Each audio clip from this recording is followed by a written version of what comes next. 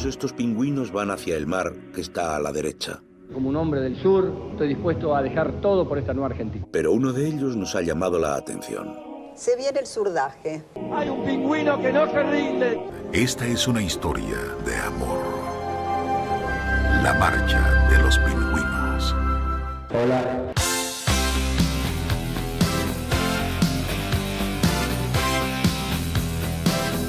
La cámara es la única que está aquí en el interior.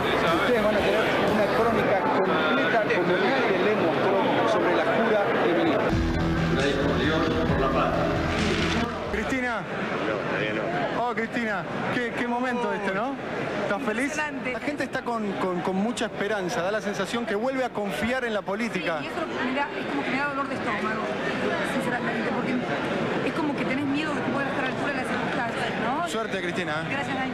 ¿Qué gabinete vas a armar? ¿Vas a armar un gabinete tipo loteado? Claro, es buena la pregunta.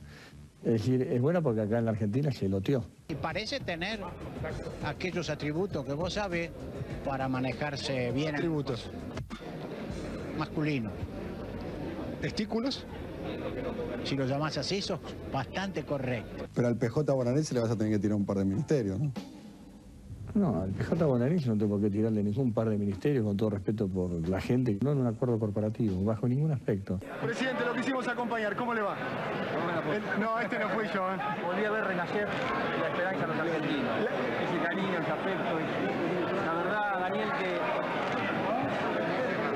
La gente vuelve a confiar en la política. ¿Usted sabe la responsabilidad que es eso? es muy grande. ¿Lo criticás mucho a tu marido? Y a veces cuando merece crítica, sí. Cuando él lanzó su candidatura a presidente, que le dije realmente, estás loco, que gana de... ¿Qué relación plantea usted con Estados Unidos? Las relaciones de la Argentina con el mundo deben ser de absoluta racionalidad y de absoluta responsabilidad. Jamás plantearía relaciones carnales. ¿Cómo se siente que tu padre sea el presidente de la nación?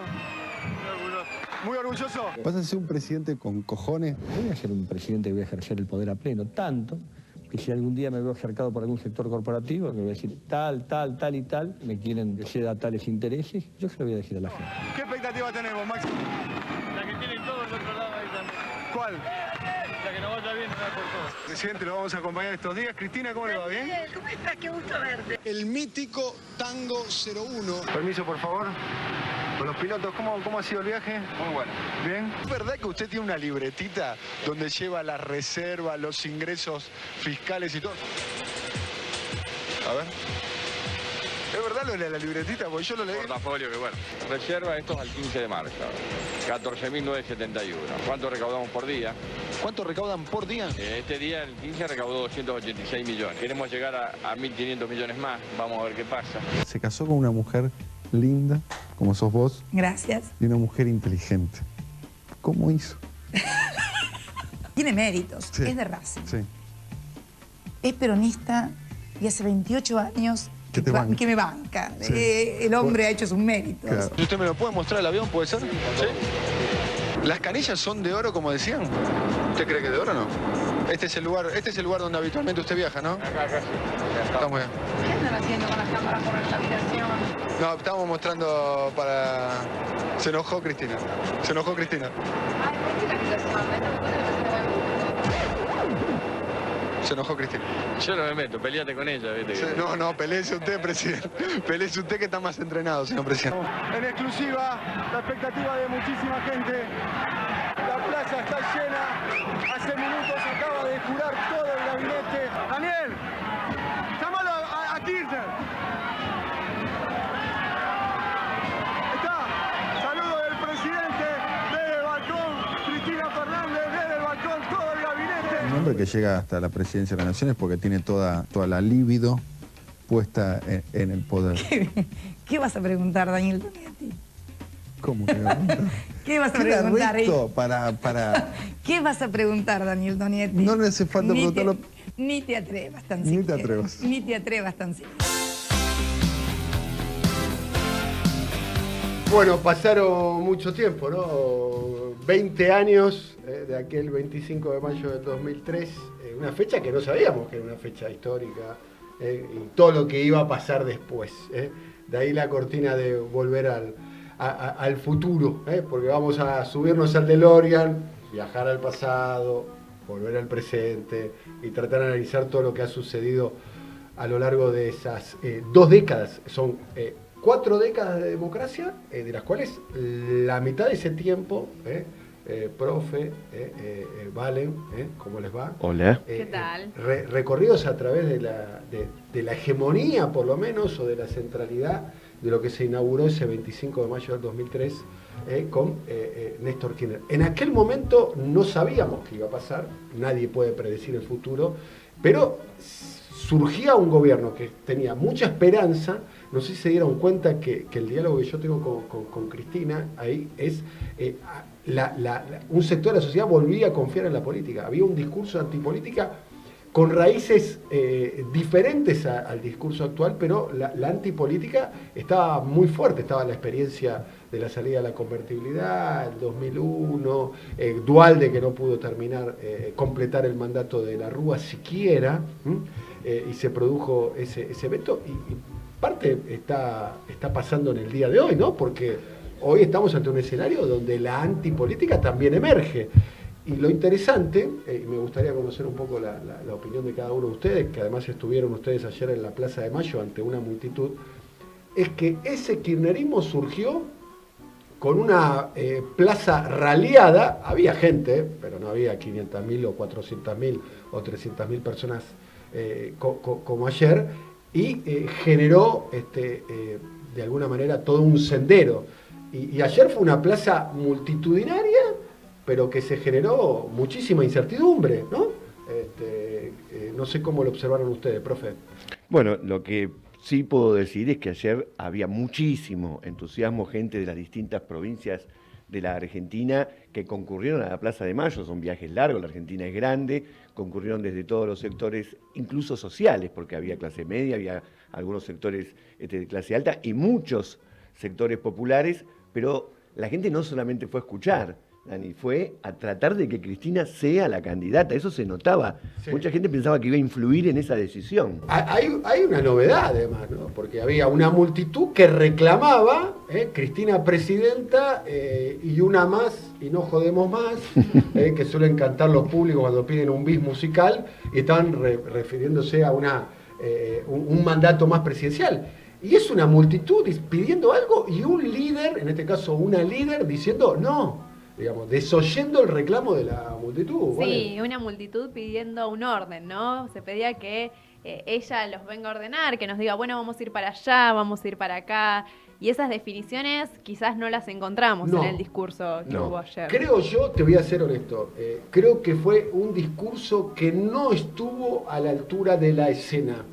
Cuando digo la escena, es la escena de 300.000, 400.000 personas movilizándose, la lluvia, el aniversario redondo del kirchnerismo. Vamos a sumar a alguien acá que es para mí una pieza clave para entender el proceso kirchnerista. Estuvo 12 años siendo un ministro determinante, tanto Néstor como con Cristina. Vamos a saludar al arquitecto Julio Miguel Devido, quien fuera ministro de Planificación.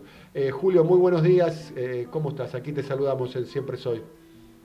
Hola Daniel, ¿cómo están? Un saludo al profe y a Valentina también y a todos los que nos ven y escuchan. Bueno, primero, ¿viste el acto? ¿Escuchaste el discurso?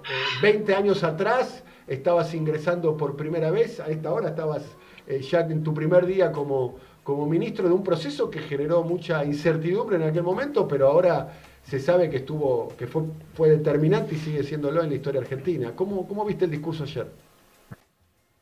Mirá, te diría que coincido contigo en lo que decías anteriormente. Me parece que el escenario era de demanda a una determinada conducta que quería que siguiera su líder, o sea, que aceptara ser candidata a presidente. Y bueno, se dieron una serie de explicaciones valiosas desde el punto de vista técnico y demás, pero me parece que coincido con vos, que no era el discurso para ese escenario. De todas maneras, creo que es importante que la gente se haya movilizado y también sería bueno que la frustración que significa que lo que ellos iban a demandar no se cumplimente y eso lime o acote las posibilidades posteriores movilizaciones. Vamos a ver ahora quiénes acompañaron a Cristina en el escenario. Ahí hay una definición política, ¿no? Por la gestualidad, la centralidad de lo que estaba allí, ¿no? Había 3 gobernadores, el gobernador de La Rioja, Quintela, Alicia Kirchner, la gobernadora de Santa Cruz y la cuñada de Cristina. Estaban las madres y las abuelas de Plaza de Mayo, también estaba el gobernador Kicillof. Ahí muchos interpretan que hay una fórmula, la eventual fórmula entre Guado de Pedro y Sergio Massa. Vos en la escenografía que presentó Cristina, que dicho sea paso, ella le presta mucha atención a eso, a lo gestual. ¿Qué interpretaste? Y bueno, no mucho, porque tenés distintas alternativas. Está Axel, que es gobernador, Axel, presidente, Massa, ministro, que si hay paso no quiere ser, y Guado, que bueno, quiere ser a toda costa, candidato me refiero, ¿no? Sí. Y bueno, las combinaciones pueden ser muchas, y me parece que en el discurso lo gestual, digamos, de ponérselo al lado de ella, evidentemente genera una expectativa o genera un escenario en donde uno pudiera inferir, o la gente del común, que hay un cierto orden en relación a quienes van a ser candidatos. Ahora, cuando vos mirás con Juntos por el Cambio, que más allá de que hay un proceso, ya te diría, preelectoral en relación a las PASO, entre 2 candidatos concretos y firmes, como son Larreta y Laburri, evidentemente hay un escenario de gran incertidumbre. Y el discurso apuntó a cuestiones económicas, sí, a situaciones que habían ocurrido durante el gobierno de Néstor, pero poco sobre el futuro. Es decir que este gobierno es 1.000.000 de veces mejor que el de Macri, tampoco creo que acota y define demasiado el escenario, ¿no? Sí, el título de nuestro programa es El kirchnerismo, 20 años, entre la nostalgia y la reinvención. Un poco estamos tratando de reflexionar sobre eso, teniendo en cuenta que ayer no hubo novedades. De hecho, si se desgraba el discurso de Cristina del día de ayer, probablemente sea un discurso que pudo haber dicho hace 1 año atrás, hace 2 años atrás, hace 3 años atrás y hasta 4 o 5 años atrás, vinculando al macrismo con el endeudamiento. Hay un elemento que a mí, Julio, y después vamos a hablar un poquitito del proceso kirchnerista. Vos fuiste ministro de Néstor y de Cristina y además los acompañaste a ellos durante más de 20 años en la vida política y en la vida pública, que para mí es la gran novedad del acto de ayer, Julio, que es los nietos en el escenario, ¿no? Con las interpretaciones múltiples que se puede llegar a hacer al respecto. Es la primera vez que Cristina pone a sus nietos en el escenario. Y no se trataba de una fiesta familiar, más allá de que la conmemoración estaba vinculada a la familia. Y también hay una foto bastante emblemática donde está Cristina abrazando a uno de sus nietos y saludando a la multitud. Esto dio lugar a diferentes interpretaciones. ¿Vos tenés alguna? No especulo demasiado con eso. Me parece que es bueno que no me parece negativo para nada. También se puede interpretar que al estar los chicos diluye la imagen de quién puede ser candidato o no, pero me parece que es demasiado, como te diría, berreta hacer ese análisis. Me parece que calculo que debe haber sentido la necesidad de estar acompañado por ellos, y no creo que haya habido, espero que honestamente no haya habido ninguna otra especulación más que los afectos. ¿Recordás el 25 de mayo del 2003? ¿Lo tenés presente? Sí, cómo no, muy presente. Si bien fue un día más en un fárrago de situaciones que se vinieron dando desde el 27 de abril, en donde salimos segundos y veíamos con claridad que la segunda vuelta era nuestra, y te imaginás la cantidad de contactos, diálogos. Yo estaba llevando adelante los equipos técnicos al apurar el plan de gobierno. No sé, Néstor Kirchner, a pesar de lo que escuché por ahí, no en tu programa, pero he escuchado de que Néstor asumió sin plan. Mentira, nosotros teníamos un plan que se llamaba Argentina, un país en serio, que elaboramos con muchísima gente. Uno de mis colaboradores principales en el tema fue Ojales Barramitre, después muchísima gente que trabajó al lado nuestro en eso. Me acuerdo de Oscar porque es que me ayudó a conjugar todo, a escribirlo y demás, y que presentamos en el Cine Coliseo unos días antes del 27 de abril. Fue todo muy vertiginoso, y ese día de alguna manera fue un poco de paz, a pesar de lo que muchos piensan de que uno estaba como alocado. No sabíamos lo que veníamos a hacer. Éramos un grupo duro que había empezado en Santa Cruz 12 años antes. Néstor gobernó durante 3 periodos, además tuvo uno más como intendente, o sea, nos conocíamos de trabajar en política y en la gestión de 16 años. Entonces, sabíamos que no veníamos a improvisar, sabíamos la capacidad de decisión que tenía Néstor, la voluntad de transformación, pero fundamentalmente la voluntad de transformar en hechos las consignas y las formulaciones teóricas en relación a la resolución de los problemas. Bien, Julio, ¿y qué diferencias había entre Néstor y Cristina a la hora de gestionar, por ejemplo? ¿Qué matices encontrás? Mirá,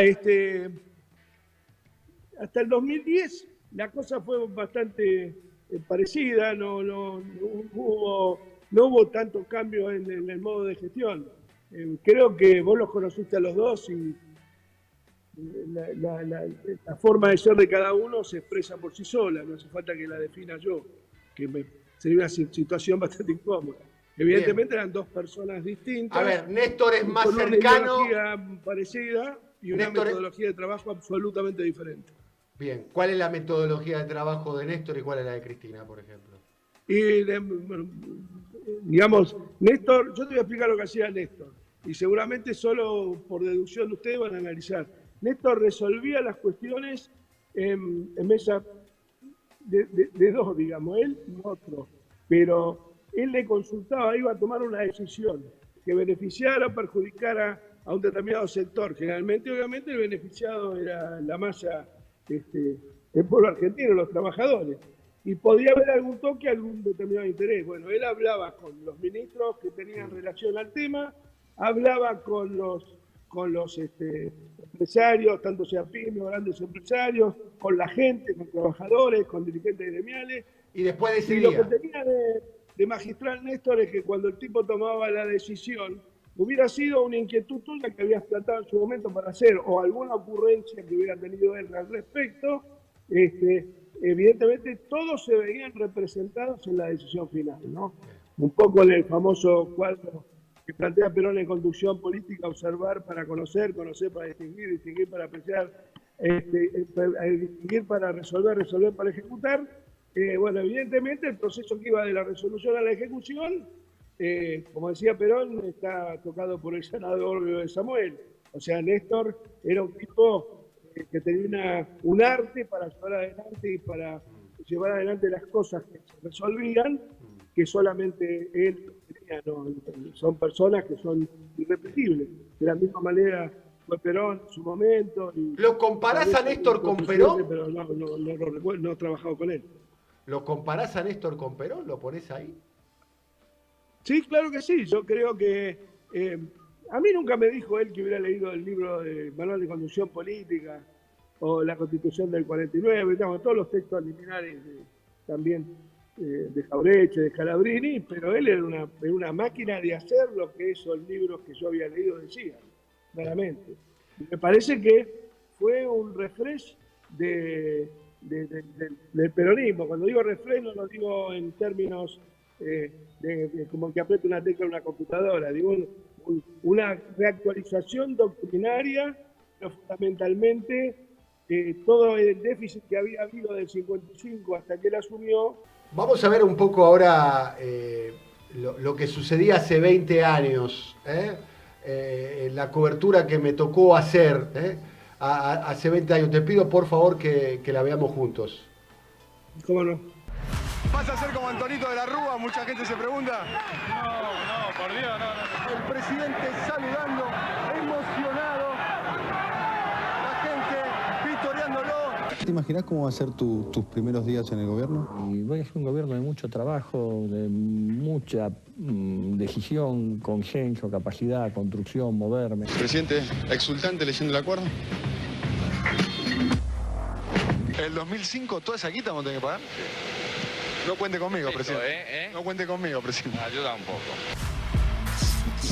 Bien, hay algo que alguna vez me dijiste, Julio, que los primeros días del gobierno de Néstor se subían por el ascensor en el ministerio y cuando terminaba la jornada bajaban y no sabían si al otro día volvían, porque había un nivel de inestabilidad política. ¿Cómo eran esos días comparado con los actuales? Sí, había una gran una situación, el famoso corralito que estaba irresuelto, la Corte presionando por la especificación asimétrica, seguían caceroleos casi cotidianamente, más allá de algunos signos de alguna construcción de poder popular y territorial que estábamos llevando adelante con los intendentes. Yo al día siguiente de asumir estuve en La Matanza con Alberto Balestrini, eso fue un lunes, el jueves estuvimos reunidos primera y tercera sección electoral en La Matanza, no 4 años después. Menos de 24 horas después estábamos trabajando esto es importante. Con los jefes territoriales, ¿no? ¿Esto fue la primera indicación que te dio Néstor Kirchner? ¿Reuniste con Balestrini y con Curto? No, en realidad lo hablamos. Me preguntó, ¿qué vas a hacer mañana? Le digo, mira, lo que voy a hacer mañana es ir al lugar donde tuvimos en relación a la superficie y la cantidad de habitantes el mayor nivel de intención de voto y el que nos puso acá. O sea, te pusiste a construir poder. Y paralelamente, y tratar de convocar al resto de los demás. Voy a ir al distrito más grande y La Matanza. Bueno, con el propio Alberto llegamos a la conclusión que había que convocar al resto de los compañeros. Por supuesto que era claramente la directiva también que me había dado Néstor. Y bueno, ahí arrancó el plan federal de vivienda, ahí arrancó el plan Agua más Trabajo, ahí arrancó después lo que fue el plan, el actual plan de trabajo se transformó ahora en el tema de las economías populares y demás, pero la idea nuestra era meter a través de los sindicatos toda esa masa de planes sociales que se habían incorporado. Fundamentalmente a través de las manzaneras en provincia de Buenos Aires, un gran trabajo había hecho Chiche Duhalde, y también Doga, que creo que se llamaba la ministra de Acción Social, pero Néstor lo que quería bajarlo al trabajo real, concreto, y además que esos compañeros después se afiliaran a la UOCRA, a la UOMA, a los distintos sindicatos, porque creíamos en una Argentina con trabajadores en blanco sindicalmente organizados. Quiero preguntar, ¿cuál era tu vínculo con Alberto Fernández? ¿Y qué rol ocupaba él? No, el vínculo era formal. Yo lo conocía de antes de asumir, producto del vínculo que tenía con Néstor. Creo que él llegó vía de Eduardo Valdés, algunos de estos compañeros a los que aprecio muchísimo también. Pero la relación funcional en el gobierno era nada más que eso. Hola, ¿cómo te va? Y cuando Néstor me daba de alguna manera necesitaba la intervención del jefe de gabinete, se la pedía, obviamente. Pero había una disputa interna entre vos y Alberto Fernández. Había como una diferencia. En realidad había operaciones mediáticas entre yo y Alberto Fernández, más que disputa interna. Néstor nunca avalaba las saldaba estas discusiones internas y de la peor manera para los integrantes siempre. Todas estas cuestiones de debate interno o de potenciales internas las resolvía él acrecentando su poder en función de las resoluciones que tomaba. Después, la verdad, era muy sencilla. Vos aparecía el viernes a la mañana, yo salía del ministerio para ir a verlo a Néstor y bajábamos en el ascensor con Morales Solá, que venía de verlo a Roberto, a La Baña. Y entraba a la casa de gobierno y salía por la puerta Van der Koy. Y el domingo nos mataban a mí y a Néstor fundamentalmente los dos. Esto era lo que pasaba. El apodo que tenía Alberto era Rendito, ¿le decían así? ¿Rendo? No, yo nunca le dije Rendo, siempre le dije Alberto, pero además me parece, bueno, prefiero no opinar. Lo conozco a Rendo, lo conozco a Alberto, y no los veo similares, ¿no? Sobre todo en los niveles de eficiencia que tienen en relación a quienes los conducen, ¿no? ¿Te parece que Rendo es más eficiente? Digamos, por lo menos más consecuente con Mañeto que Alberto con Cristina, claramente. Bien. Bueno, tenemos otras cosas para mostrarte. Una entrevista que también del año 2003, antes de que asuma Néstor Kirchner con Cristina. Y también ahí el recorrido en el tango 01. Vamos a verlo, dale. ¿Qué te enamoró de Néstor? Si te digo su inteligencia, sería obvio. Su forma de ser. Sí. Frontal. No es cortesano. Una imagen solamente, presidente, para... 20 que... ¿Estás enamorada de él? Yo creo que no podría vivir al lado de un hombre que no estuviera enamorado. Lo admiro mucho. Y yo estoy muy bien con él. Estamos los dos muy bien juntos. Somos una pareja muy particular. Mucha adrenalina. Estamos recorriendo el pasillo del tango 01. ¿Acá Menem se arreglaba el quincho o no? Eso decía vos. ¿Y esto qué es un baño? Esto es un baño de cuero. Un baño de cuero, esto es insólito, ¿eh? Esto. Si tiene que salir a comer con Ann Kruger o Raúl Castel, ¿con quién elige? No. O pueden ir a comer los tres y se ponen... Sería una linda comida. Una linda cena. Una linda cena. ¿Quién pagaría? ¿Quién pagaría? Kruger ahí. Después de toda la moneda que le dejamos, ¿no? Estamos repasando con Julio De Vido. Ahora se viene... Profe, ¿de qué vamos a estar hablando en minutos? Vamos a estar hablando de cómo se fueron concatenando las principales medidas de gobierno del kirchnerismo para ver, más allá de que Julio dice que hubo un programa, cómo lo que iba pasando en el momento fue llevando a que tomen esas medidas políticas, ¿no? ¿Valentina? Vamos a estar hablando sobre la política económica, ¿no? Y las diferencias con la política económica actual. Vamos a hacer un ida y vuelta para entender dónde nos encontramos hoy. Bien, Julio Miguel De Vido fue 12 años ministro de Planificación, una pieza clave de todo el proceso kirchnerista. Julio, si tenés que elegir una medida de las más importantes, no podés elegir, o podés elegir más de una si querés, de todo el proceso kirchnerista, ¿cuál elegís vos? Mirá, creo que claramente la decisión de terminar Atucha y Yacyretá y de la construcción de los satélites, la creación de ARSAT, me parece que fueron hechos muy significativos. Muy bien. Para vos, profesor, ¿una medida más importante del proceso kirchnerista? Bueno, a la vista de lo como estamos viviendo, habernos desvinculado del Fondo Monetario Internacional. Muy bien. Que dicho sea paso, en el viaje que yo hice en el Tango 01, era el viaje previo a donde comenzaba la negociación con Lula para hacer el pago conjunto al Fondo Monetario Internacional. ¿Para vos, Valentina? Y la distribución del ingreso, la participación de los trabajadores de más del 51%, creo que fue la medida que se tradujo en esa realidad efectiva, ¿no? Que se vivía. Muy bien. Para mí, no coincido con ninguno de ustedes tres, porque para mí la medida más importante de todo el proceso kirchnerista, en términos estructurales y además que afectó al Poder Real, coincido en que fueron medidas importantes las elegidas por ustedes, es la recuperación de la jubilación para el Estado. La Argentina es el único país del mundo que privatizó su sistema jubilatorio y logró recuperarlo para el Estado. Una gran medida que llevó adelante. Vamos a verlo, dale. Tomamos la decisión de recuperar para todos los argentinos los recursos de nuestros jubilados. La muerte de las AFJP. Está nervioso. Y claro que se me está robando la jubilación, pelotudo. Usted defiende las AFJP. ¡Claro! La estatización del régimen de jubilación privada. Estoy en desacuerdo claramente con lo que está sucediendo. Yo creo que es un hecho más grave que la confiscación de los depósitos. Una caída de la bolsa en el sistema que tenemos actual es una rebaja de las jubilaciones y de las futuras jubilaciones de nuestros trabajadores. ¿Cuál es el estado de salud de las AFJPs argentinas? Todos los fondos alrededor del mundo han bajado de precio en estos días, pero uno no saca todo el dinero justo cuando el mercado está en un punto bajo. Y el sistema previsional, en cualquier país serio, no está para arreglar las cuestiones de la bolsa. La comisión que cobran las AFJP es el 30% en Argentina, una cifra muy por encima que en otros países. ¿Y cómo se explica? Bueno, es que depende de cómo se mide. En general, uno debe medir las comisiones en Estados Unidos es muy por encima de, o sea, es por debajo de lo que se cobra en Nueva York. Y lo que estamos discutiendo acá es que estos 15.000 millones de pesos anuales que van a los bancos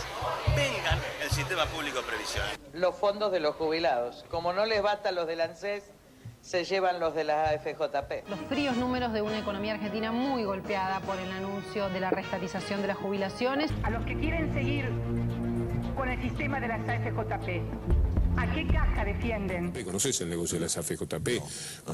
Una cosa muy sencilla, una buena parte de las acciones que vendieron a 30 pesos las compraron las AFJP, las 10, para disimular. Todas estaban prendidas en el negocio y los jubilados pagaron las acciones de Clarín a casi 30 pesos y ahora valen 6. Esa diferencia entre 6 y 30 pesos la pagaron los jubilados. Nuestros jubilados que habían sido privatizados en la década del 90. Muy buena ley. Tenemos convicción que la reforma del régimen previsional es una muy buena ley para todos los jubilados futuros, que seguramente van a estar mejor que los actuales. Yo como jubilado, que me han robado el futuro, ¿para qué quiero vivir si tengo que andar mendigando? Prefiero arrojar mi vida a los gusanos. Cualquier argentino puede contratar un seguro de retiro, una jubilación privada en dólares.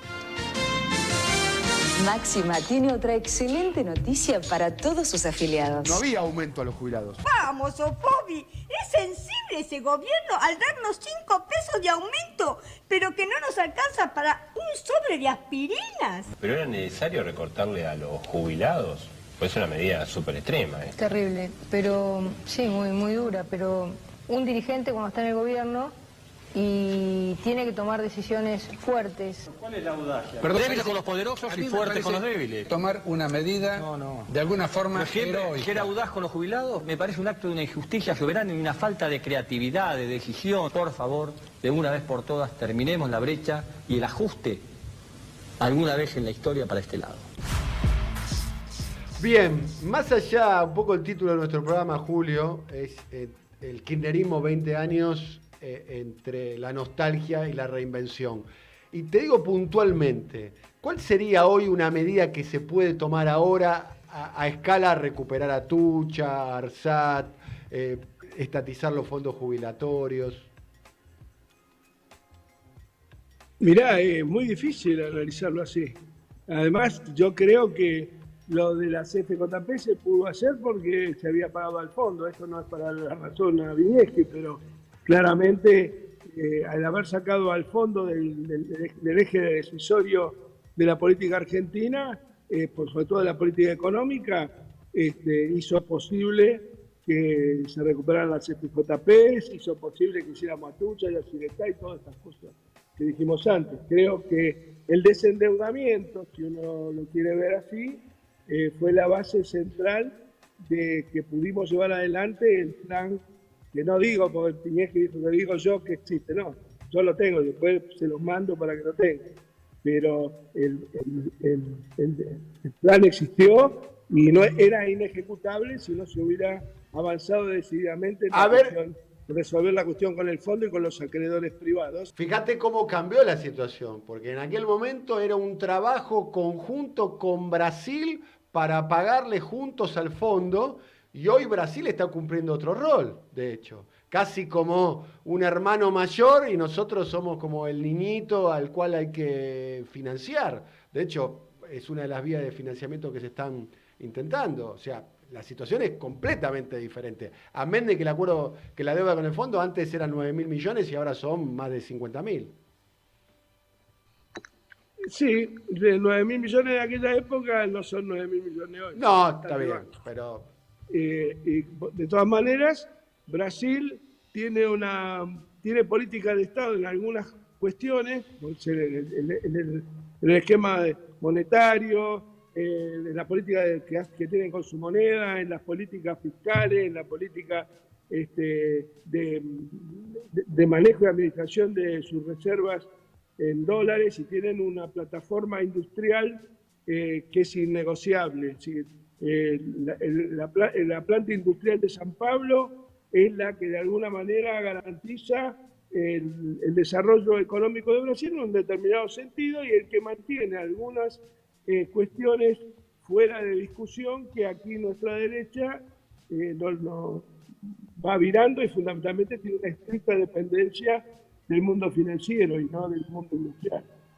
Le pregunto a mis compañeros, ¿cuál sería una medida que podría tomar el kirchnerismo para salir de un poco de cierta nostalgia de hablar del pasado y no tener medidas propias hoy? Bueno, yo creo que Alberto Fernández tuvo la oportunidad, nosotros ya lo discutimos acá, el caso de Vicentín, de intervenir una empresa del sector agroexportador, un sector que siempre ha sido concentrado, extranjerizado, y eso era el puntapié para comenzar un proceso mucho más grande, ¿no? Que sabemos que cuando estuvo ahí de poder hacerlo, después retrocedió porque cuando vio que ese poder económico se enojaba. Enrolló el barrilete. ¿Para vos, profesor? Para mí hay que sacarle el monopolio de la producción de alimentos a 4 o 5 grupos y que la Argentina, que es el gran productor de alimentos a nivel mundial, no tenga los precios actuales que tienen los alimentos, que explica gran parte de la inflación. No sé, la difusión de la economía popular, estimular cooperativas, otra manera de producir alimentos, porque si no estamos como una especie de grupo pequeño que nos tiene con un chantaje permanente. Vos insististe mucho, Julio, con el control del comercio exterior, ¿o no? Sí, por supuesto, más que el control, la administración del comercio exterior, que deberá materializarse de la forma más precisa posible en los tiempos que corren y con la participación de todos los actores de la cadena de valor de cada uno de los productos que se importen. Y salir del cepo de las 8 hermanas. Es decir, de todas maneras... Las 8 hermanas son las 8 exportadoras de cereales, ¿no? Exactamente, uno de cuyos personeros...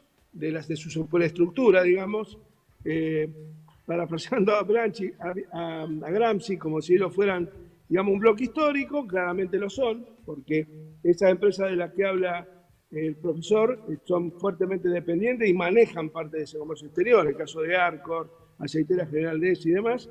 Bueno,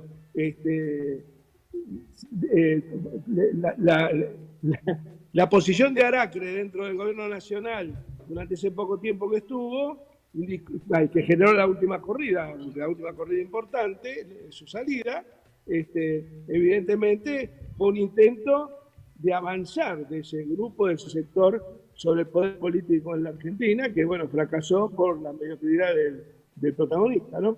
Para despedirte, Julio, gracias por tu tiempo. ¿Te hubiese gustado estar en el acto de ayer, en Plaza de Mayo? No, si me hubiera gustado, hubiera ido. Bien. ¿Te hubiese gustado que te podría decir estuve en la plaza, pero no fui? No fuiste. Y no fui porque decidí no ir, porque te imaginaba que iba a ser una repetición de lo que venimos escuchando en los últimos 4 o 5 actos y hay una situación institucional no resuelta con el presidente que es una vergüenza. No se puede seguir sosteniendo. ¿Qué no se puede seguir sosteniendo? Claro, vos no podés decir públicamente en un acto, digamos, por más que digas que el gobierno del actual presidente es mejor que el de Macri, y mantener un silencio institucional en la relación, porque estamos todos nosotros. Además, yo no tomé la decisión de poner a Alberto, ni vos tampoco. Entonces hay que hacerse cargo de... ¿Se equivocó Cristina con Alberto? ¿Y a vos qué te parece? Yo te lo pregunto a vos. Yo te lo pregunto a vos. Pero creo que todo el mundo lo dice y lo piensa. Yo claramente digo que sí. Pero todos sabíamos lo que era Alberto el 18 de mayo del 2019. Por lo menos lo que lo conocíamos de cerca. A mí no me defraudó, hizo lo que yo pensé que iba a hacer. Y Cristina también lo conocía. Tanto como vos o más. Y me parece que un poco más que yo, porque además lo sufrió más que yo, porque el desenlace de la 125 y su renuncia fue un hecho de deslealtad enorme para con la presidenta, ¿no? De su jefe de gabinete, siendo que en los primeros meses de ese gobierno prácticamente le entregó una enorme cantidad de facultades que terminaron y fructificaron con la designación en el Ministerio de Economía de Lustó y de Graciela Ocaña en el Ministerio de Salud. ¿Y vos pensás que el Frente de Todos fracasó porque hay diferencias personales o porque tienen diferencias políticas? Mira, la diferencia política se materializa siempre digamos, tiene un reflejo en la relación personal, claramente. Y me parece que evidentemente esas diferencias políticas no están zanjadas en lo institucional.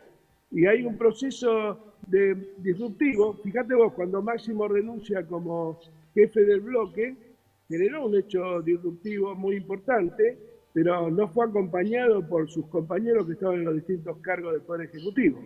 Vos me podés decir que a lo mejor él le dijo que se quede, pero igual, si vos generás un hecho disruptivo, tenés que empezar, esto lo hacía así, empezaba y terminaba los procesos.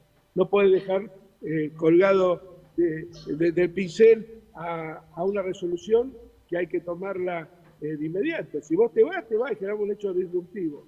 Y creo también que el famoso tema del consignismo, es decir, vamos a dar una cifra fija a los trabajadores, y bueno, lo dice Máximo Kirchner, que es un dirigente muy importante de la coalición gobernante, pero no pasa nada, ni siquiera le dicen que no lo van a hacer, no hay alguna respuesta ahí media tangencial, y todo sigue igual. Entonces me parece que hay situaciones de contradicciones muy profundas que no se expresan en hechos y en resoluciones de las relaciones interpersonales y políticas interpersonales. Bien. La última pregunta. ¿Hace cuánto que no hablas con Cristina? Mirá, del 2017. Bien. De antes de ir preso. ¿Nunca más te volvió a llamar? No, yo creo que te he dicho en alguna oportunidad, la cuestión personal, la relación personal está terminada, y en el caso mío, cuando no prescriben por 5 o 6 meses las cosas. El tema personal, en términos políticos, yo podré seguir o no alguna de las políticas, o lo que emana de su conducción en algún momento, no en este, porque veo que no hay conducción del proceso político. Ahí estamos a la deriva en un mar muy agitado. Me parece muy complejo, y estamos frente a un proceso electoral en donde claramente estamos, por lo menos en términos tácticos, en franca libertad. ¿El kirchnerismo tiene futuro? Por supuesto, el peronismo tiene futuro, y el kirchnerismo, que es parte del peronismo, también. ¿Vos sos peronista o kirchnerista? Yo soy peronista. Y por lo tanto soy kirchnerista, pero primero soy peronista. Néstor también lo decía, nos dicen kirchnerista para bajarnos el precio. Julio, muchas gracias por tu tiempo, un abrazo. Bueno, gracias a ustedes. Hasta luego. Julio Miguel Devido, muchas gracias. Bueno, vamos a seguir con el programa, después de este diálogo con una persona absolutamente determinante del proceso kirchnerista. Bueno, vamos a ir repasando, tratando de no ser ni nostálgicos ni melancólicos, que me parece que hoy son dos atributos que yo percibo tiene la fuerza del kirchnerismo. Todo el pasado por delante, ¿no? Creo que le cuesta plantear una agenda de presente frente a los desafíos del presente. Desafíos desde el punto de vista económico, que lo estamos viendo, acá los hemos relatado y no hace falta decir, ¿no? 120 puntos de inflación, un acuerdo con el fondo que va a condicionar la economía argentina por los próximos 15 años, si es que no se reformula, y un elemento que fue central, y nosotros nos hemos encargado aquí en nuestro programa, Valentina, profe, que es el surgimiento de la ultraderecha. Por eso a mí me impacta mucho el diálogo que yo tuve con Cristina el 25 de mayo del 2003, donde dice, ojo con la antipolítica, ¿no? Porque la sociedad vuelve a confiar en la política. Un escenario que hoy se repite. La antipolítica está muy fuerte y hoy tiene una expresión. Antes era votar a Clemente, poner una Maradona. Feta, votar en una feta de salame, el movimiento 501. Hoy la antipolítica tiene una expresión electoral, que es Javier Milei. Valentina. Bueno, vamos a hacer un repaso sobre la economía política de los gobiernos kirchneristas para también entender dónde nos encontramos ahora, ¿no? Y esas diferencias tan visibles que discutimos todo el tiempo. Tenemos una primera reacción que da cuenta del crecimiento económico que estuvo presente durante el gobierno de Néstor Kirchner. Ahí la podemos ver. Ahí lo que estábamos viendo eran distintos titulares que se difundían en aquel momento, que daban cuenta de un proceso económico de crecimiento, de estabilidad, de recuperación en términos de datos de la economía. Tenemos acá una placa para ver cómo se iba distribuyendo ese crecimiento en términos del crecimiento del PBI. Podemos ver que veíamos de una fuerte caída en los primeros años, después con la asunción de Néstor desde el 2003 hacia el 2008 se mantuvieron tasas del crecimiento cercanas del 8,5%. Era ese momento donde ustedes recordarán que se decían tasas chinas, porque básicamente no había ningún otro país que no fuese China que creciera a ese ritmo, ¿no? Bueno, cuestiones que hoy parecen estar muy lejanas a la realidad, y hay una cuestión también central que digo, no solo había un crecimiento, sino que este crecimiento y esa riqueza que había se distribuía en partes iguales. Como vemos en la siguiente placa, vemos que hay dos líneas, por un lado está el salario privado, por otro está el beneficio del capital, y vemos que durante los años del gobierno kirchnerista empieza a crecer esa línea azul, que es la del salario privado, y ahí es donde efectivamente se daba este crecimiento de la participación de los trabajadores, que como bien decía Cristina en el acto... ¿Sabes qué? Me interesa esta placa. Ponela por favor a pleno, porque acá, si vos te fijás, en el año 2013... Porque yo creo que no es solamente ingreso, Valentina. Y creo que y tengo como prueba esta placa. Como prueba, llevo como prueba el juicio. Si vos te fijás en el año 2013, si tuviéramos la posibilidad de ampliar, ahí estamos hablando del momento más virtuoso de la distribución del ingreso entre capital y trabajo. Sin embargo, la elección se perdió. Porque hubo motivaciones también políticas, ¿no? En el año 2011, Cristina se pelea con un sector del movimiento obrero organizado, Hugo Moyano. Se produce el despegue de Sergio Massa, que se va a hacer un acuerdo político con Felipe Solá. Ese no fue otro. Fue con Macri. Massa se va a hacer un acuerdo político con Macri en el año 2013. ¿Es el mismo Massa o es el hermano? No sabemos. Es el mismo. Del Massa que ahora está festejando el kirchnerismo y aplaudiendo el acuerdo con el fondo pidiendo la revisión del acuerdo con el fondo de Cristina. Sí, y es interesante también... Digo, ahí se distribuía bien el ingreso. De hecho, es, hasta te diría, el mejor momento de distribución del ingreso de toda la serie kirchnerista. Y perdió la elección. Sí, y también lo que llama la atención es ver el final de la serie, ¿no? Vemos el año 2022, que es ese primer momento, y en el 2021, ya en el 2020 con la pandemia, que se cruzan esas dos líneas. Es decir, empieza a ganar más el capital y bajan los trabajadores. Y nosotros vemos desde el gobierno de Macri en 2018... Yo pondría en duda, a partir de este gráfico, y me parece que no es solamente las razones de la mala performance electoral del kirchnerismo actualmente, la cuestión del ingreso. Insisto sobre la cuestión. En el año 2013 era uno de los momentos más virtuosos de la distribución del ingreso y perdió. Y perdió en la provincia de Buenos Aires. Y perdió, no perdió por 2 puntitos. Perdió por... ¿Cómo salió la elección? No me acuerdo cómo salió la elección de Insaurral de Massa. Pero perdió por paliza. Massa había obtenido el 40%. Sí, o más, o 48% me parece, la provincia de Buenos Aires. Y hoy esa participación de los trabajadores está 6 puntos por debajo y hay un gran beneficio del capital. Es ingreso y es política también. Es transferencia de ingresos y es política, son decisiones políticas. Y es política de conducir a mayorías también, porque si la relación es directa entre ingreso y capacidad electoral, debería haber ganado en aquel momento el kirchnerismo. Sí. Y no ganó. Sí, efectivamente. Yo para plantear un interrogante sobre algo que está, para mí en la narrativa kirchnerista actual, ese es un problema. Para mí, yo lo observo de esa manera, considerando que todo es ingreso. Sí, el ingreso es importante. Hay otras cuestiones también.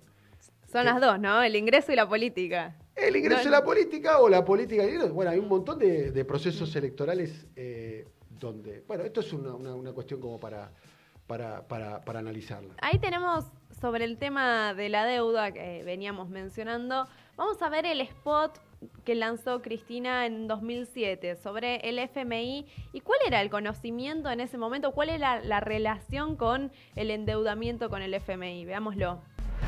A mí me parece que el FMI fuera una banda de es un satélite que chocó contra la luna. FMI es un país que es todo al revés. El FMI es un lugar donde hay muchos animales. Guau, guau, soy un pato. Guau, guau. Logramos que tus hijos y los hijos de tus hijos no tengan idea de lo que significa el FMI. Sabemos lo que falta, sabemos cómo hacerlo. Ahí estaba Cobos. Mirá Fuerte la última imagen. Sí. Pero aquí vamos con esto, ¿no? Era ese anuncio en el cual decía, bueno, nos aseguramos que los hijos de tus hijos no sepan qué significa bien esa palabra FMI. Una cuestión, digo, si hoy lo lee, lástimamente les tengo que anunciar que sus hijos y seguramente los hijos de sus hijos van a entender lo que es el acuerdo FMI. El programa actual con el fondo, si es que no se reformula, termina en el 2036. Si lo 2036. cumplimos. Yo voy a estar, supuestamente, si no modifica la ley, teniendo mi primer año como jubilado. Sí, así que, si es que es el actual acuerdo con el fondo. También es cierto, un poco como para seguir en la idea, ¿no?, de la situación actual, los que estaban ayer en el escenario eran muchos los que le juntaron el voto al actual acuerdo con el Fondo Monetario. Sí, totalmente. Lo cierto es que el programa actual del Fondo Monetario es de este gobierno. Sí, y muchos estaban ayer, el caso Massa. Bueno, Guado de Pedro se manifestó públicamente a favor del acuerdo con el Fondo Monetario Internacional. Y es un acuerdo que no fue firmado por Macri, sino que fue firmado por este gobierno, por esta fuerza política. Y ¿no? tenemos una placa acá también que es interesante, ¿no? Porque este acuerdo que firma Alberto Fernández, a diferencia de esos acuerdos que se firmaron en 2005, en diciembre de 2005, donde hubo una reducción muy grande, la más grande de la historia en términos de quita, tanto como capital, en esta vez no se negoció nada de eso, digo, no hubo una quita de capital, no hubo quita de intereses, no se negociaron los plazos tampoco,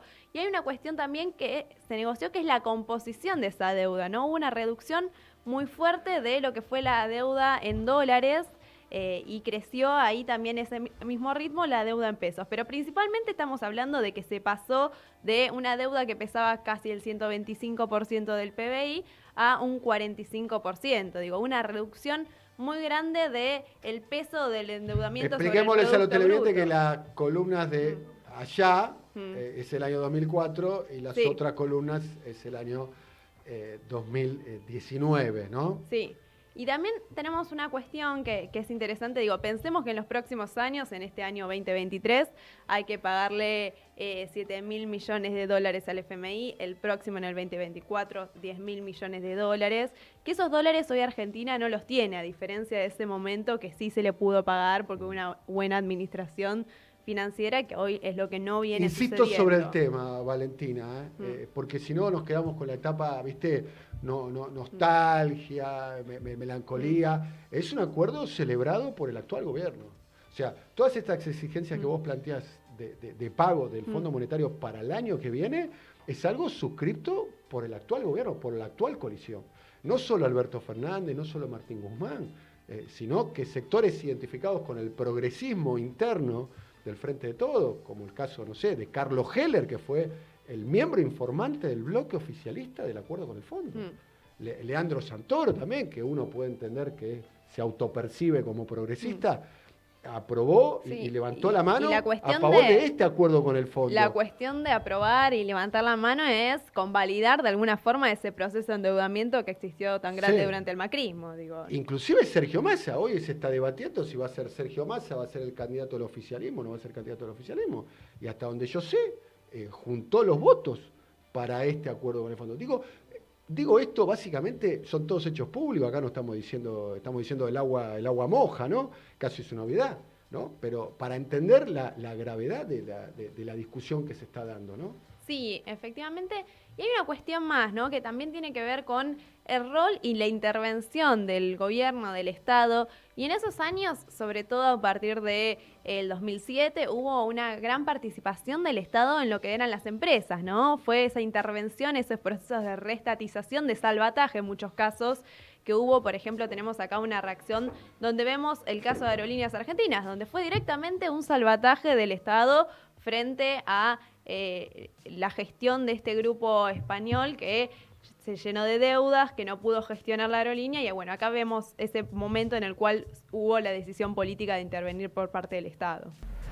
Hemos podido torcer un destino que muchos creían que era imposible hacerlo en la Argentina, gestionar de una manera diferente, lograr cosas que parecían impensables, pero para eso necesitamos el esfuerzo mancomunado de todos. Una disciplina entre nosotros mismos que garantice que la empresa vuelva a ocupar ese lugar privilegiado que supo ocupar. Ustedes lo saben, hemos duplicado la cantidad de turistas en Argentina. De 2 millones hemos pasado a más de 4 millones. Más de 4.100 millones de dólares. 7.7 del PBI hoy es producto del turismo en sus diversas actividades. Es clave para nosotros tener una aerolínea de bandera y un servicio aerotransportable, no solamente hacia el exterior, sino también a nuestros vuelos de cabotaje de calidad y eficiencia. Bueno, ahí veíamos en el caso de Aerolíneas Argentinas, ¿no? Pero en sí esa decisión política de intervenir en esa burguesía nacional, de correr a los grupos extranjeros que controlaban las empresas de servicios y que el Estado asuma ese rol, ¿no? Que sea el mismo Estado quien administre estas cuestiones, digo, y en esos roles. Una de las cuestiones principales fue la decisión política de la estatización de YPF, ¿no? Que significó una medida de soberanía enorme en relación a los recursos naturales y cómo se gestionaban esos recursos. Yacimientos petrolíferos fiscales, nuestra histórica empresa petrolera, tiene un rol muy importante que cumplir. Y el modelo, además, que hemos elegido no es un modelo de estatización, que quede claro. Es un modelo de recuperación de la soberanía y del control de un instrumento fundamental porque seguimos conservando la forma de sociedad anónima. Está demostrado en esta administración que los recursos del Estado pueden ser administrados correctamente también. Bueno, acá tenemos una de las grandes últimas medidas que estuvieron presentes durante este periodo, ¿no? Y una cuestión también que es muy importante, que tiene que ver con, tenemos una placa a continuación que nos muestra esa intervención del Estado vía empresas públicas desde el 2003 hasta el 2015 en las distintas actividades de la economía. Vemos, bueno, en transporte, el caso de aerolínea, de trenes argentinos, la industria, los servicios profesionales, la energía, YPF, la información y comunicaciones, el suministro de aguas argentinas. Bueno, digo, esas son parte de ese modelo que vino a instalar y vino a discutir frente a un modelo concentrado de grupos económicos, realmente la mayoría de extranjeros, donde el Estado empezó a intervenir. Una cuestión muy distinta a lo que vemos hoy, ¿no? Digo, hablábamos del caso de Vicentín, esa oportunidad de intervenir en un sector concentrado que hoy parecería estar muy lejano de esas reestatizaciones y esos procesos de intervención por parte del Estado, ¿no? De hecho, para mí, el último hit, el último disco, el último campeonato del kirchnerismo fue la reestatización de YPF. De ahí a esta parte, han pasado 11 años, no se han producido medidas profundas en ese sentido. Por lo menos yo no las reconozco. Después, obviamente, se sostuvo el ingreso, que fue importante, se resistió al macrismo, cuya resistencia la lideró Cristina, pero fue acompañado por un sector importante de la sociedad. Pero yo pienso que del año 2012 el kirchnerismo no genera un hecho novedoso. Prácticamente es por lo menos lo que yo observo. No sé si ustedes observan alguna medida que pueda ser rescatada, una medida profunda, ¿no? Como AFJP, la recuperación de aerolínea, la estatización de servicios públicos como el caso de Aguas Argentinas y la conformación de AISA, ni más ni menos que la recuperación de YPF, digamos. La última fue en el 2012. Y la contrapartida también aparece en ese discurso que vuelve al discurso privatizador de los 90. Digo, hoy vemos muchos candidatos de la oposición promoviendo privatizar esas empresas que han sido reestatizadas, ¿no? Frente a una respuesta que parecería no darse. Vamos ¿no? a dar un ejemplo. La gestión del río Paraná, la mal llamada hidrovía. Era un fin de concesión, ni siquiera tenías que ir a un juicio, nada, tenías que decir, dejame la llave en portería y a partir de mañana bueno, este gobierno no lo hizo. Este gobierno no lo hizo, para dar un ejemplo. Sí, y para cerrar con esto, son todas actividades y empresas que aportan muchos dólares al PBI, que aportan un crecimiento muy grande y que no son valorizadas como quizás se debería hacerlo. Bueno, profesor, todo tuyo, vamos. Bueno, hay un tema que siempre se está hablando, que es cómo asume el kirchnerismo hace 20 años y fue con un 22% de los votos. Entonces, si uno contrasta con un discurso muy machacador de Alberto Fernández de no hago ninguna de estas transformaciones porque no me da la relación de fuerzas, uno se pregunta, con 22% de los votos, ¿cómo fueron llevadas adelante medidas que uno podría resumir en profundización democrática? ¿Cómo fue? Bueno, simplemente por un detalle. La calle en el año 2003 estaba absolutamente tomada por movilizaciones, por huelgas, por piqueteros, desocupados, y el kirchnerismo lo que hizo es sintonía con esos sectores, es decir, pocos votos, pero lo que la sociedad estaba pidiendo, en ese sentido sí, el kirchnerismo hizo sintonía. Y decidió hablarle directamente a la sociedad, como por ejemplo en esta primera reacción, en la que Néstor Kirchner habla por cadena nacional, una cosa insólita, para decir que quiere el juicio político a la Corte Suprema de Justicia menemista. En el día de ayer, y con asombro, hemos escuchado y contemplado las impropias afirmaciones hechas a la prensa por el señor presidente de la Corte Suprema de Justicia de la Nación, doctor Julio Nazareno. Impropias del cargo que ostenta por lo que dicen, impropias del cargo que ostenta por lo que sugieren, impropias del cargo que ostenta por la presión que tratan de esconder. Es el pasado que se resiste a conjugar el verbo cambiar que el futuro demanda. Ayer Cristina Fernández de Kirchner dijo que la actual Corte Suprema de Justicia en cierta forma es peor que aquella Corte Suprema de Justicia menemista que en ese discurso Néstor Kirchner estaba tratando de enjuiciar.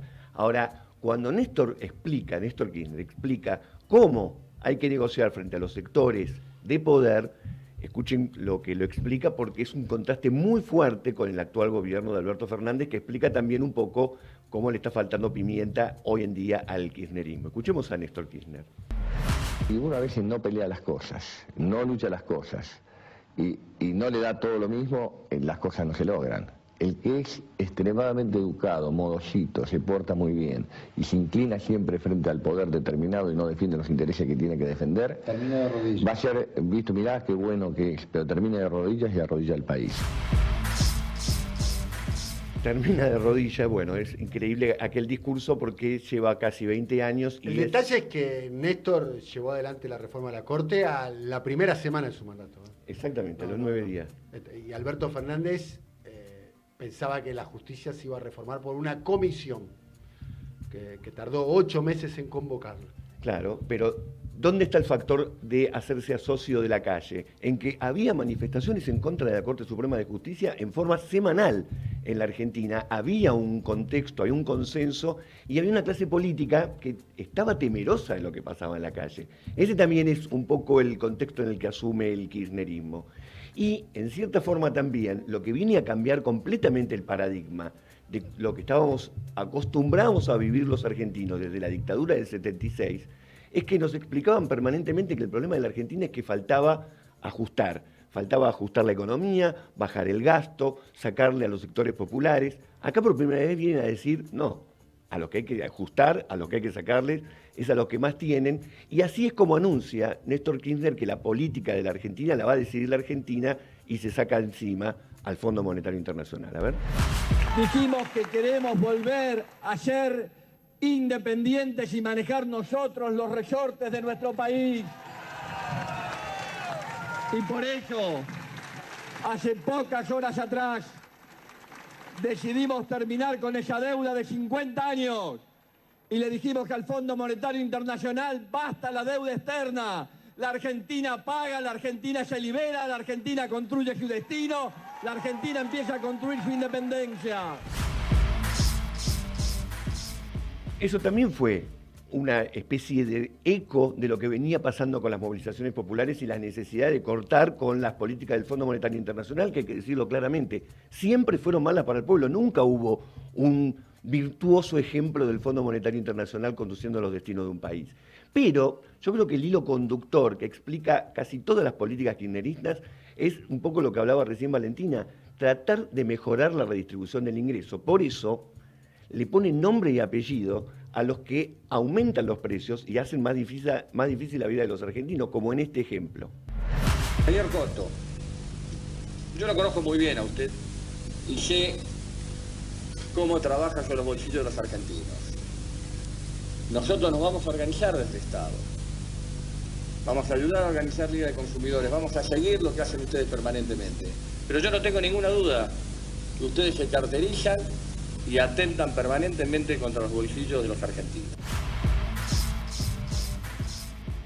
Recordemos para los que no son de Argentina que Coto es una cadena muy grande de supermercados, uno de los formadores de precios y le está poniendo nombre y apellido, no está explicando la macroeconomía. Principal empleador de la Argentina, además. Pequeño detalle, ¿no? Pequeño detalle. Y imagínense lo que eso pasó. Algo muy similar hizo con la empresa Shell de combustibles. Denunció directamente que estaban cobrando sobreprecios. Bueno, eso ya marca un cambio y fue increíble porque la gente, los argentinos, empezaron a dejar de cargar nafta en Shell. Hubo eco de parte de la población. Pero, en el mismo sentido, cuando empezaba a corroborarse que aumentaban los precios permanentemente de los alimentos en la Argentina, ya con el gobierno de Cristina Fernández de Kirchner se decide hacer esa ley, la circular 125, para aumentar las retenciones a las exportaciones, porque a los exportadores, a los productores de alimentos, les convenía más vender en el extranjero que vender en el mercado interno y por lo tanto aumentaban los precios. Esas retenciones buscaban defender el salario, por lo menos, o el poder adquisitivo de los argentinos. Y flor de problema. Ayer Cristina dijo, casi me pongo el país de sombrero. Escuchen cómo explica por cadena nacional lo que trataba de buscar con la 125.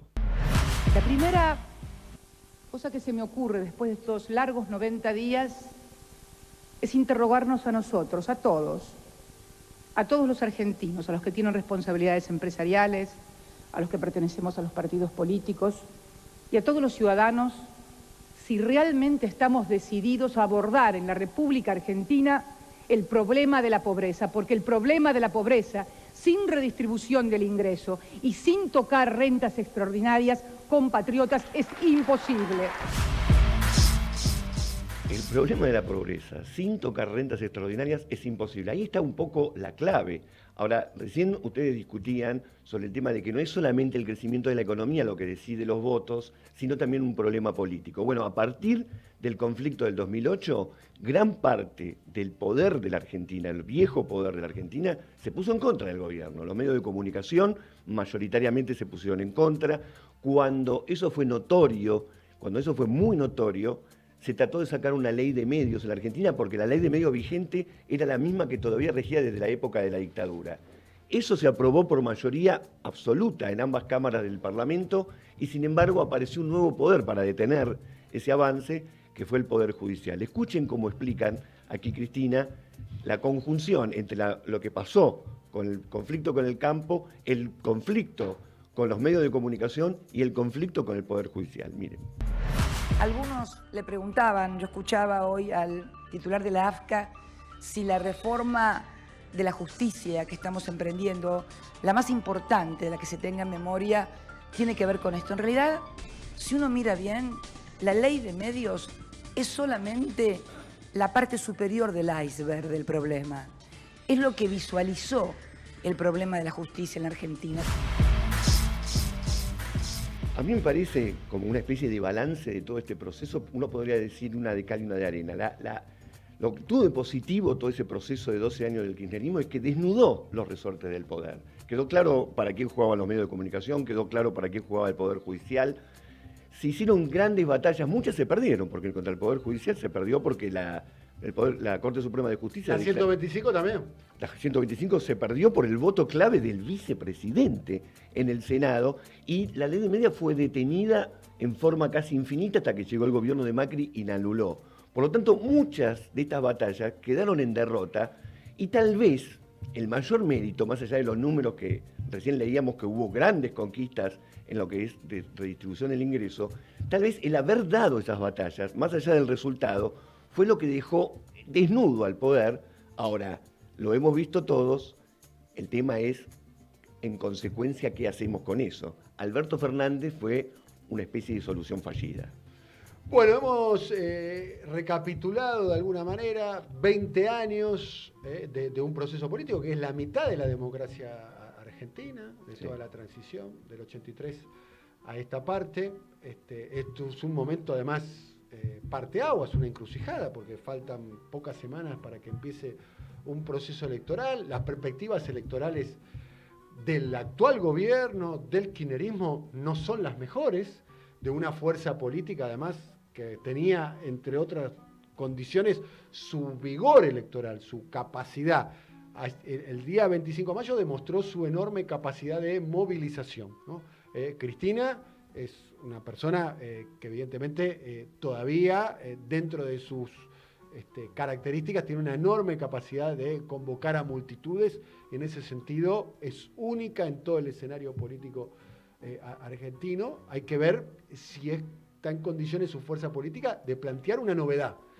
Yo noto en el discurso de Cristina de los últimos años, y lo confirmé en el discurso del 25 de mayo, que es una fuerza que está dominada por la nostalgia y cierta melancolía del pasado, que le cuesta plantear debates y desafíos para el futuro. Y además, dicho sea de paso, tiene un problema muy serio con el presente, porque este es un gobierno que Cristina creó e integra, por más que haya marcado sus disensos públicos. Nosotros hemos hecho un programa acá, ¿no?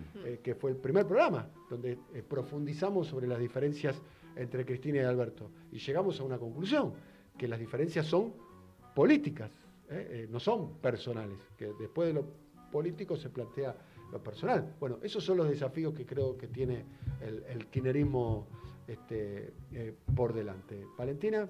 La necesidad de volver a discutir esos programas, ¿no? Digo, lo decía Julio al inicio en la entrevista, nosotros asumimos con un programa, parecería ser que en 2019 nosotros no asumimos con ningún programa, ¿no? Y es la necesidad de discutir eso, de discutir cuáles son los ejes y las preocupaciones principales, ¿no? Pienso en distribución del ingreso, pienso en discutir el acuerdo con el FMI y un montón de otras medidas que tienen que estar en esa agenda de gobierno, porque es muy difícil ordenar y es muy difícil tener candidatos si no tenemos un programa que nos dirija hacia dónde queremos ir. Bien, a ver, tengo una cuestión ahí, hoy estoy para problematizar las cuestiones. Quizás no había programa, pero sí había contrato electoral. Si no había programa era para decirlo de un modo elegante, por la pereza de los dirigentes de no querer redactarlo, no ponerse de acuerdo, no explicitarlo y demás. Pero contrato electoral había. Quienes fuimos a votar en el 19 a la fórmula Fernández ese domingo, teníamos muy claro por qué se votaba. Para mí, si no lo tenían claro los dirigentes, es un tema que los dirigentes deberían de resolver, pero no le pueden trasladar al electorado, a su base electoral y menos aún a su militancia, las carencias de los dirigentes. Por esta discusión de programa. Bueno, no había programa, ok. Pero contrato electoral sí había. El contrato era muy claro, además, el contrato electoral. Era taxativo el contrato electoral. No era difuso, era claro, porque el gobierno de Macri había sido muy claro. Es muy problemático lo del programa, porque en la Constitución argentina un programa no es vinculante y por lo tanto quien ocupe la presidencia del próximo gobierno puede cumplir con el programa y puede no cumplir con el programa como tal, como pasó con Alberto Fernández. Hay un problema que tiene Cristina Fernández de Kirchner como líder, que lo tuvieron todos los líderes en la Argentina, me refiero a Perón, Hipólito Yrigoyen, Rosas, que es cómo heredar el poder, cómo transmitir un nuevo liderazgo. Perón no lo logró y fue una tragedia social. Cristina está trabajando en eso con un programa, bueno, me parece que se abre un panorama de bastante incertidumbre sobre el futuro en la Argentina y Dios nos ayude. Profe, muchas gracias. Un abrazo muy grande, querido profe. Valentina, muchas gracias. Primero, ha sido un gusto compartir con ustedes y segundo, como decimos siempre, segundo, Francia. Chau.